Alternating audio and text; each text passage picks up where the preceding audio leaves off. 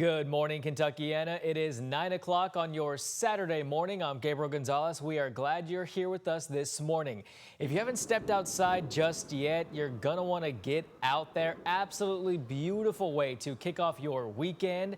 Reed is on the road in downtown Louisville for a familiar vintage market. Reed, good morning once again to you.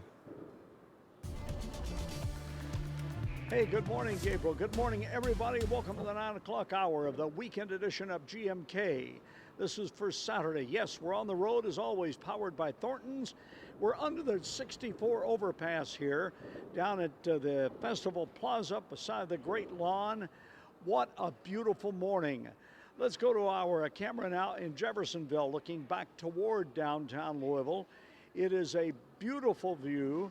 This is the U of L Health First Savings camera looking out of Jeffersonville. Lots of sunshine, clear skies.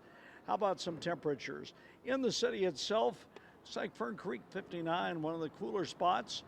Then as we look around, 61 at Ali International, 58 up at Seymour. We even saw a 47 this morning out at Brandenburg earlier in the day. Mid-upper 50s around the area, and guess what? This is Labor Day weekend, an exciting weekend for a lot of reasons. Number one, it's a 3-day weekend. Number two, football is back. Let's check your football forecast, game day forecast. Eastern in town to play the Cardinals as the Cardinals kick off their season.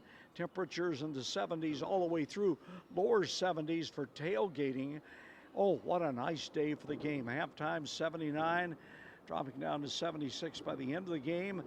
If you go in Lexington, good weather there as well. The Cats game starts at 12:45, 70s, rising into the upper 70s. Again, you couldn't want better weather for whatever you're doing. I know a lot of you, one more time with the boat in the lake this weekend. You're down on the water, whatever you're doing, we got very good weather, temperatures in the low 80s right through the weekend. We're at the Urban Florida Flea, Urban Vintage Flea Market. 200 vendors here. You can see them. They're still setting up. Some people are coming in already. Officially gets underway 10 to 5 today. There's no charge. Come on down, and if you're into vintage clothing, vintage signs, vintage anything, they have it right here. We'll let Gabe take over, bring us up to date on what's going on. I think I'm going to shop a little bit. We'll see you again in about 15 minutes. All right, sounds good. Thank you, Reed. We have new details about the suspect in the Minneapolis shooting. A search warrant obtained by ABC News revealed the suspect's dad told police his child recently broke up with their significant other and was living with a friend at the time of the attack. Police confirm they have been in contact with the suspect's mom, but will not say if she's cooperating. The shooter killed 2 children while they were praying inside a school church. 18 others were injured. 15 of them were children.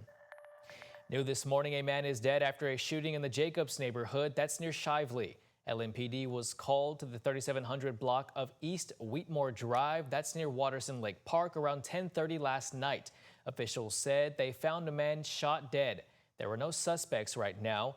Anyone with information is asked to call the anonymous tip line at 574 LMPD. And a man is dead after a stabbing in southwest Louisville late Thursday. It happened just after 10 o'clock near the Pleasure Ridge Park neighborhood on Johnsontown Way and Broken Bow Drive. The man was stabbed multiple times and later died at the hospital. One man is in police custody. Everyone who was a part of this incident is believed to be accounted for. On Friday, a Jefferson County judge recused herself from a high-profile robbery and kidnapping case. Judge Jessica Green filed the order. She's the same judge who granted Armand Langford shock probation last year. He spent only 5 months in a halfway house after pleading guilty to robbery charges last year. Now, Green says she and her family have received death threats over her decision. She writes the outrage may have impacted how future decisions are perceived, so she decided to recuse herself. The court administrator will now assign a new judge. Langford is accused of breaking into a East Louisville home earlier this month, forcing a woman and her children into their car, robbing a bank, and then stabbing that woman. A Marion County firefighter is being remembered after he and another firefighter were injured in a rollover crash. 58-year-old Leonard Winkler and 51-year-old Brian Hatt were on their way to help the nearby Loretto Fire Department when their truck went off the road, hit an embankment. The crash trapped Winkler, but he was able to get out. It killed Hatt. Louisville firefighters lined the halls for Hatt as he was taken to donate his organs on Tuesday.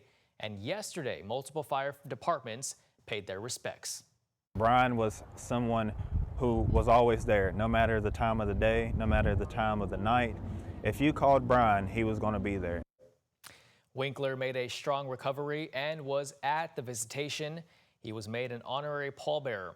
Visitation continues today from 9 this morning until 2 o'clock with the funeral service to follow. The Raywick Fire Department plans to add a plaque as a memorial for Hatt in their station, placing him alongside other firefighters who have passed away. The fire family thanked the community for its support.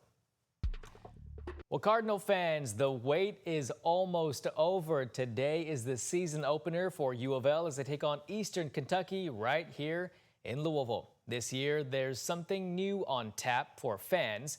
U of L Athletics is teaming up with Goodwood Brewing to debut a new Cardinal-themed blonde ale called 1798. That's a nod to when the university was founded. The beer will be available at L&N Stadium, select retailers, and Goodwood locations across the region. And a portion of those proceeds from that beer will benefit all U of L student athletes. Not just football, basketball, the glory sports, but all the Olympic sports, the swimming, the track, the field hockey, lacrosse. So all the other tremendous student athletes that really don't get some of the benefits that the limelight and sports get. The parking lot for tailgating opens in a matter of about 45 minutes at 10 o'clock, and the game kicks off at 3 o'clock at L&N Stadium. Meanwhile, the UK Wildcats kick off their season today at 12:45 in Lexington. The IU Hoosiers will be in Bloomington today at 2:30, and the WKU Hilltoppers, they get going in Bowling Green at 7 o'clock tonight.